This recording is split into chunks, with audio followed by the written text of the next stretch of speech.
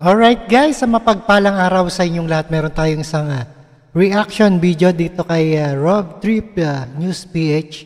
At panoorin po natin, Senator Marcos, walang umano'y personal na galit kay BP versus Representative Romualdez. Senate sa PI tutuloy pa rin. At nanindigan si Senator Amy Marcos na tuloy pa rin ang pangdinig sa Senado ng controversial na People's Initiative para sa charter change sa kabila ng panawagan ng House leaders. Sinabi ng Senator na wala siyang personal na galit sa pinsan na si Speaker Romualdez at pinabatikos niya at ang mga aksyon nito. Ang aniya ay nakakasira sa pangalan ng administrasyon ng Pangulong Marcos Jr. At no other further ado, let's do watch guys. Sabi nila walang pake ang Senado. Bakit nang hihimasok sa ating mga investigasyon na umpisahan na, maliwanag naman, kung maayos naman ang trabaho, wala naman na kinukuble, bakit ililihim pa? Ano bang problema doon? Kailangang ituloy ng Senado ang investigasyon nito sa kontrobersyal na People's Initiative. Ito ang iginiit ni Senator Amy Marcos, chairperson ng Senate Committee on Electoral Reforms and People's Participation, matapos ang panawagan ng ilang kongresista na itigil ng investigasyon at ipasa na lang ang resolution of both Houses number 6 na layong amyendahan ang economic provisions ng saligang batas. Giit ng presidential sister, wala pa rin kasing kasiguraduhan na matutuldukan na ang nasabing hakbang.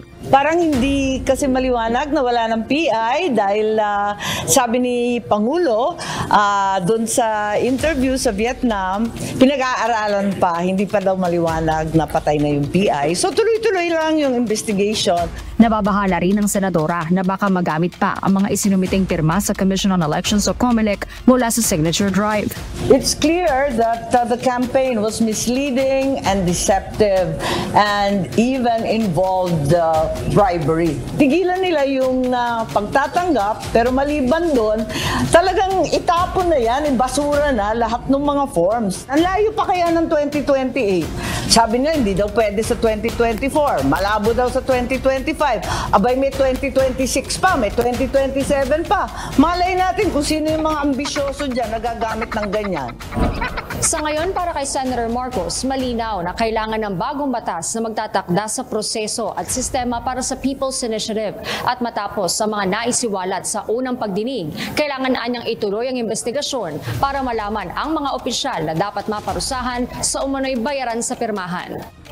Sa Biyernes, February 2, itutuloy ang pagdinig na gaganapin sa Davao City, kung saan inaasahan ng presidential sister na mas maraming testigo ang magpapatunay sa umano'y bayaran at paggamit sa ayuda para sa People's Initiative. Nananatili din anyang bukas sa mga miyembro ng Kongreso ang pagdalo sa pagdinig para sagutin ang pagkakadawit sa kanila.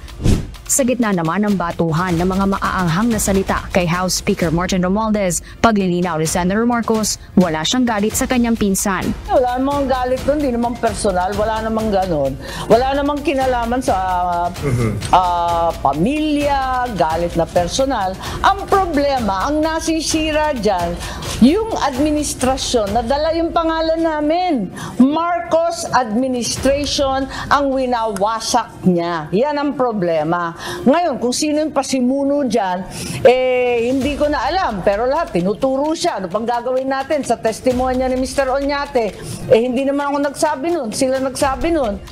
Sa susunod na linggo, didinggin na ng subcommittee ng Senado ang resolution of both houses number 6.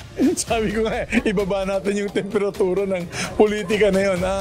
Ako naman, back to work na muna kami. We don't wanna answer issues about this PI anymore. As far as we're concerned, it's moot and academic.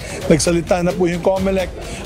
And of course, gusto na namin balik trabaho pagdating po sa legislations. Jorgin Delgado, UNTV News. Alright guys, napakinggan po natin ang latest news dito sa Senator Marcos. Wala umanong galit sa pinsan niyang si Representative Romualdez. At maraming salamat sa inyong lahat at panonood at pakikinig dito kay Rob Trip News PH. And thank you guys and see you again sa ating reaction video.